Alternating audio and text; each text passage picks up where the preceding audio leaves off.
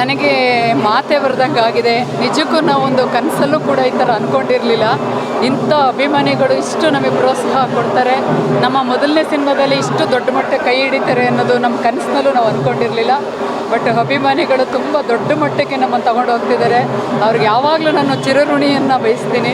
ನಾವು ಯಾವಾಗಲೂ ಸದಾ ಇಂಥ ಒಳ್ಳೆಯ ಸಿನಿಮಾ ಕೊಡಲಿಕ್ಕೆ ನಾವು ಇಂಡಸ್ಟ್ರಿಗೆ ಇಷ್ಟಪಡ್ತೀವಿ. ದಯವಿಟ್ಟು ಎಲ್ಲರೂ ಥಿಯೇಟ್ರಿಗೆ ಒಂದು ಸಿನಿಮಾ ನೋಡಿ.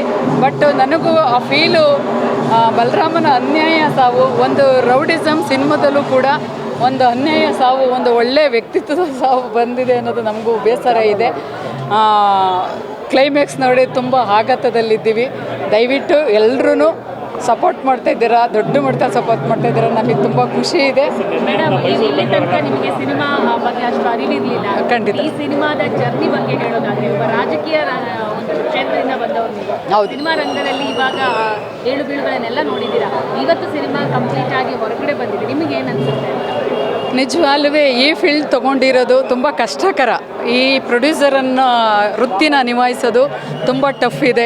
ಆದ್ರೂ ಆ ಟಫಲ್ಲಿ ಅಭಿಮಾನಿಗಳು ನಮ್ಮ ದೊಡ್ಡ ಮಟ್ಟಿಗೆ ತಗೊಂಡು ಹೋಗ್ತಾ ಇರೋದು, ಆ ಟಫ್ ಎಲ್ಲ ನಮಗೆ ದೂರ ಆಗಿದೆ. ಖಂಡಿತ ಈಗ ಒಂದು ಖುಷಿ ಸಂಭ್ರಮದಲ್ಲಿದ್ದೀವಿ. ಇದೇ ರೀತಿ ಎಲ್ಲ, ನಾನು ಒಬ್ಬರು ಕೇಳಲ್ಲ, ಎಲ್ಲ ಪ್ರೊಡ್ಯೂಸರ್ಗಳಿಗೂ ಇದೇ ರೀತಿ ಅಭಿಮಾನಿಗಳು ಸಪೋರ್ಟ್ ಮಾಡಿ ಅಂತ ಕೇಳ್ತೀವಿ. ನೀವು ಕೂಡ ಬಲರಾಮ ಊರಿನವರೇ, ವಿನೋದವ್ರು ನೋಡೋದಕ್ಕೆ ಅದೇ ಫೀಲ್ ಆಗುತ್ತೆ. ಬಲರಾಮ ನೋಡಿದಾಗೆ ಅವರು ಹ್ಯಾಂಡ್ಸಮ್ ಆಗಿದ್ದು, ಸೇಮ್ ಅವರನ್ನೇ ನೋಡಿದಾಗ ಅನಿಸುತ್ತೆ. ತುಂಬ ನನಗೆ ನೋವಿನ ಸಂಗತಿ ಇದು. ಏಕೆಂದರೆ ಬಲರಾಮ್ ಅವರು ಸತ್ತಾಗ ನಾನು ಇನ್ನೂ 6th ಸ್ಟ್ಯಾಂಡರ್ಡ್ ಮಗು ಚಿಕ್ಕವಳಿದ್ದೆ. ಬಟ್ ಆ ನೆನಪು ನನಗೆ ತುಂಬ ಕಾಡ್ತಾ ಇತ್ತು. ನಾನು ಅವರಲ್ಲಿರೋ ಒಂದು ಒಳ್ಳೆಯ ಭಾವನೆಗಳನ್ನು ನಾನು ಹೊರ ಹಾಕಬೇಕು ಅನ್ನೋದು ನನ್ನ ತುಂಬ ದೊಡ್ಡಿನ ಚಿಕ್ಕ ವಯಸ್ಸಿನಿಂದ ಒಂದು ಕನಸು. ಇವತ್ತು ಆ ಕನಸನ್ನು ನಾನು ಈಡೇರಿಸ್ಕೊಂಡಿದ್ದೀನಿ. ಬಟ್ ಅವ್ರಿಗೆಲ್ಲೋ ಒಂದು ಕಡೆ ಒಳ್ಳೆ ಶಾಂತಿ ಸಿಗಲಿ, ಒಳ್ಳೆ ನೆಮ್ಮದಿ ಸಿಗಲಿ ಬಲರಾಮ್ ಅವ್ರಿಗೆ. ಇವತ್ತು ಆ ಊರಿನ ಹೆಣ್ಮಗಳಾಗಿ ಇವತ್ತು ಒಂದು ದೊಡ್ಡ ಮಟ್ಟದಲ್ಲಿ ಇಡೀ ರಾಜ್ಯಾದ್ಯಂತ ಎಲ್ಲ ಜನ ನೋಡಿ ಅವ್ರು ಹೇಗಿದ್ದರು ಅನ್ನೋದನ್ನು ತಿಳಿಸ್ಕೊಟ್ಟಿದ್ದೀನಿ. ದಯವಿಟ್ಟು ಇದೆಲ್ಲರೂ ಒಳ್ಳೆ ರೀತಿಯಲ್ಲಿ ತಗೊಳ್ಳಿ. ಏಕೆ ಅಂದರೆ ಯಾರು ಬೇರೆ ರೀತಿ ಅಪಾರ್ಥವಾಗಿ ಮಾತಾಡೋದು ಬೇಡ.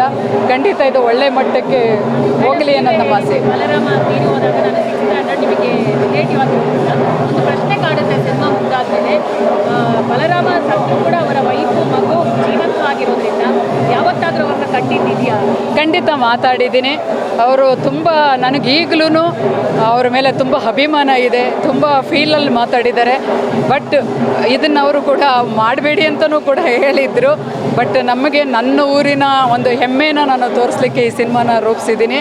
ಇದನ್ನು ಯಾವುದೇ ರೀತಿ ಇದಕ್ಕೆ ನಾವು ಬೇರೆ ರೀತಿ ಬಳಸ್ಕೊಂಡಿಲ್ಲ. ಒಳ್ಳೆ ರೀತಿಯಲ್ಲಿ ಒಬ್ಬ ವ್ಯಕ್ತಿ, ಇಂಥ ಒಳ್ಳೆ ವ್ಯಕ್ತಿ ಇದ್ದರು, ಇಂಥ ದೇಶದಲ್ಲಿ ಒಬ್ಬ ಈ ಥರ ಅನ್ಯಾಯವಾಗಿ ಅವರು ಸಾವಾಯಿತು ಅನ್ನೋದನ್ನು ನಾನು ತೋರಿಸ್ಲಿಕ್ಕೋಸ್ಕರ ಸಮಾಜಕ್ಕೆ ನಾವು ಬಂದಿದ್ದು. ಬಟ್ ಏನೇ ಇದರಲ್ಲಿ ತಪ್ಪಿದ್ರೂ ನಾನು ಕ್ಷಮಾಪಣೆ ಕೇಳ್ತೀನಿ.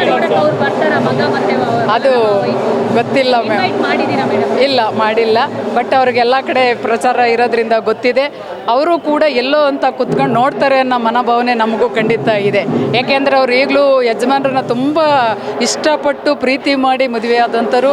ಈಗಲೂ ಅವರ ನೆನಪಿನ ದಿನಗಳಲ್ಲಿ ತುಂಬ ಅದೇ ನೆನಪಿನ ದಿನಗಳನ್ನು ಕಳೀತಾ ಇರುವಂಥವ್ರು. ಖಂಡಿತ ನೋಡ್ತಾರೆ ಮೇಡಮ್. ಕಲ್ಟ್ ಸಿನಿಮಾ ಅನ್ನುವಂಥದ್ದೇ ಒಂದು ಹಿಸ್ಟ್ರಿ. ಅದು ಬಲರಾಮನ ದಿನಗಳು ಬಂದು 18 ವರ್ಷ ಆಯಿತು.